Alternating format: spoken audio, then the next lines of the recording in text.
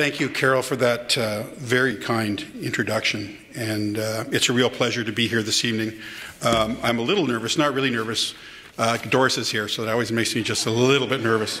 So the first time, I have to say this, I met Doris was probably about 4 years ago, and I came to a small gathering here. So the night before, I went on my computer, and I went through, I don't know, about a dozen BPSOs, reading it up. So when I arrived, I would know something. And I've been that way ever since. I always try to come prepared, and I thank her for that. So you read the whole book? No, not yet. I have to be truthful. So it is a real pleasure to be here this evening, particularly because many of you may know that I'm the son of a nurse. So my mom at 86 is still practicing. And you're all going to know this, albeit as the unpaid primary health care lead for our extended family. Yeah, I knew you'd all get that. And that includes great-grandchildren. So I really do believe that if you had a nurse in every family in Ontario, our primary health care challenge would be solved, and we'd probably save a lot of money, because it's all unpaid work. So, and it's ER visits, right down. You all know that, right? So, and we still call her. So I bring greetings on behalf of Minister Jasic. And she wanted me to convey this, is that her husband recently had surgery. He's home now, and she's actually at home changing his dressing. And you can all appreciate that. Again, that's other more unpaid work. But she really would have liked to have been here tonight, but it's been a very kind of busy personal time for her, and she wanted to make sure that you knew that she really did want to be here.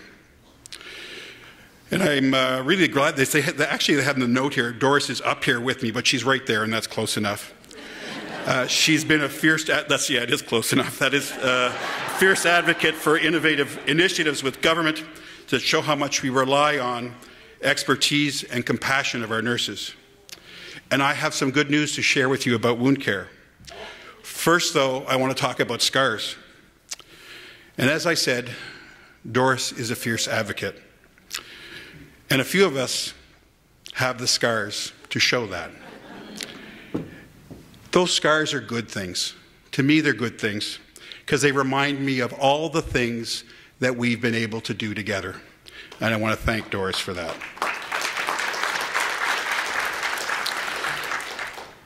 So I know that there's been an incredible joint effort with RNAO, Woundopedia, and I've been practicing that all day, Mississauga, Halton Local Health Integration Network, and Queen's University.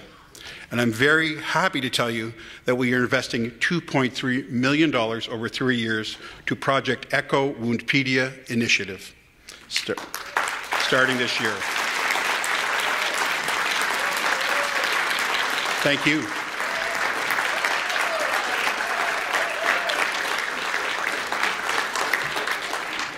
This will increase coordinated interprofessional wound care in Ontario.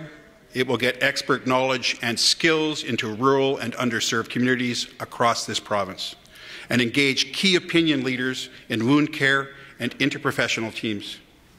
And we're looking forward to seeing amazing things that will come from this, the amazing things that will come from this. We are also investing more in improving the quality of patient care. And I'm delighted to tell you that we are committing $4.9 million to critical care training for our nurses.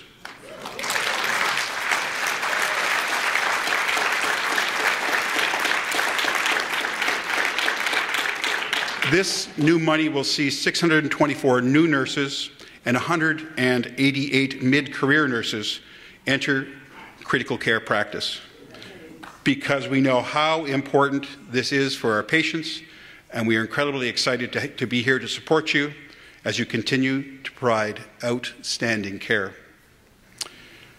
It doesn't stop there. I'm also very pleased to announce that through our partnership with RNAO, $750,000 will go towards the co-creation of a program that will offer pre- and postnatal care for Indigenous women in communities affected by tobacco use. That's a big one.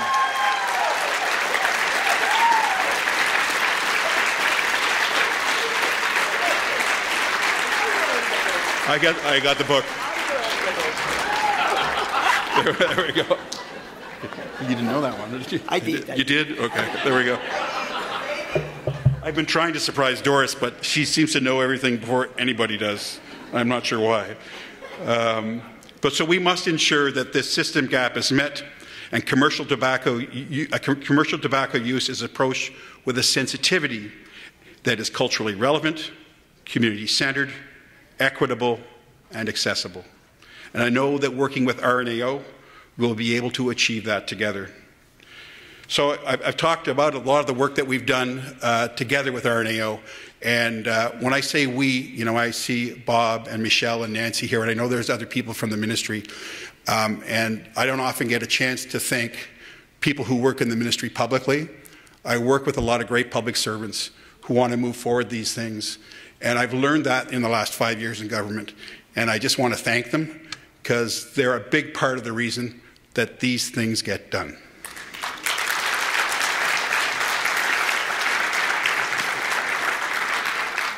Our relationship with RNAO and the Ontario nurses and nursing leaders has been incredibly important to our government. And as you know, before we came to government in 2003, the profession of nursing was facing many difficult challenges. And because of our strong relationship with you, we've come together to bring those very difficult times to an end. Today, there are 30,000 more nurses. Nurses have always been a priority for our government because we recognize the value and impact you deliver to patients and their families. And we appreciate our partners who feel the same way. Now, Doris has played an important role in working with us to help expand scope of practice for nurses so patients have more access when they need it. Last spring, we amended the Nursing Act to allow registered nurses to prescribe for certain non-complex conditions and to communicate a diagnosis for the purpose of prescribing. As well, all nurse practitioners now have access to prescribing CT, ultrasound, and X-ray to patients. There we go. So Doris also played a key role in the changes we proposed to the Workplace Safety and Insurance Act. And this is very important, I believe. Last December, along with Minister Flynn, we announced the expansion of PTSD presumption to all frontline nurses providing direct patient care.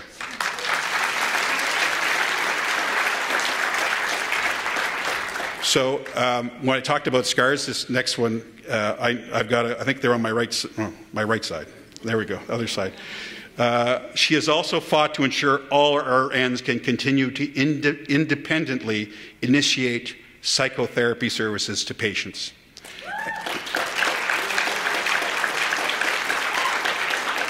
And since the Controlled Act came into force, RNs still continue to do so. We recognize the important role nurses play in caring for Ontarians across this province. We created 27 new nurse practitioner-led clinics, which means faster access to family health care for more than 60,000 patients in communities across this province. We've created 75 full-time nurse practitioner positions in long-term care homes. And speaking of long-term care, we included a few major commitments in our budget this year.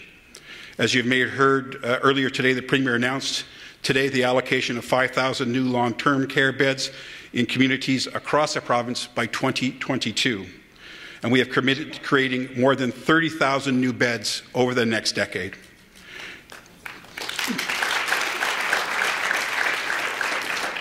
This is a really important part, too, of that number is these beds will include nearly 500 new beds for Indigenous communities and over 1,500 new beds for specific cultures, les communautés francophones.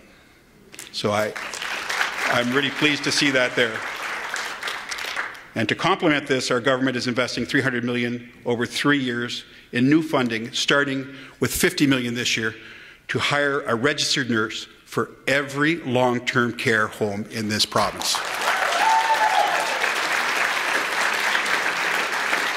This will provide residents with more direct one-on-one patient care, including nursing, personal support, and therapeutic care.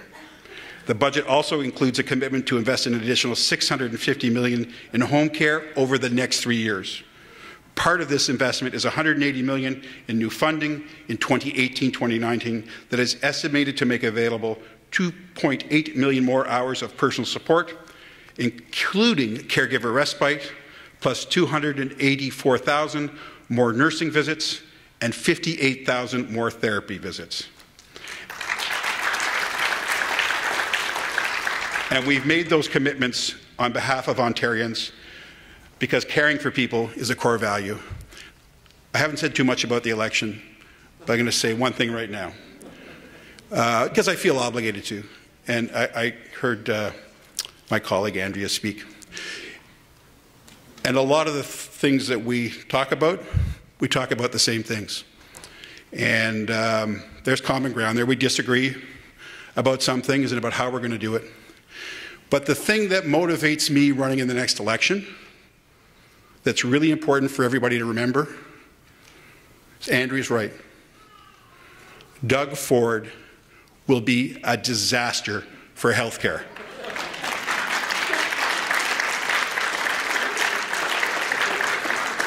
I have been around for a long time. I've been around since the late 90s, working in politics. I've watched it. I've seen the movie before. I know how they talk about things. I know what efficiencies mean. We all know that. And what efficiencies equals jobs. That's all you have to remember. And I'm not going to say anything more, because I want to finish on a more positive note. So I want to finish by saying a few words about my mom. So, because, and I hope Grace is around here. Grace, you're supposed to be taping this, so I can send it back to my mom, because I don't get an opportunity to talk to a bunch of people about my mom. So she spent 35 years as a civilian nurse at the National Defense Medical Center. So you know that she was a nurse. She never became a head nurse, because that was reserved for military personnel.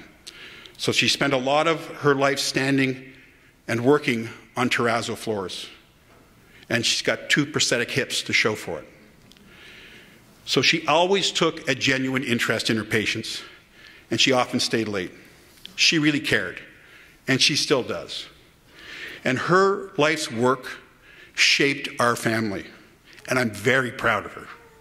And I'm proud of all of you and all the incredible work you and RNAO do to support patients and all Ontarians here in this province.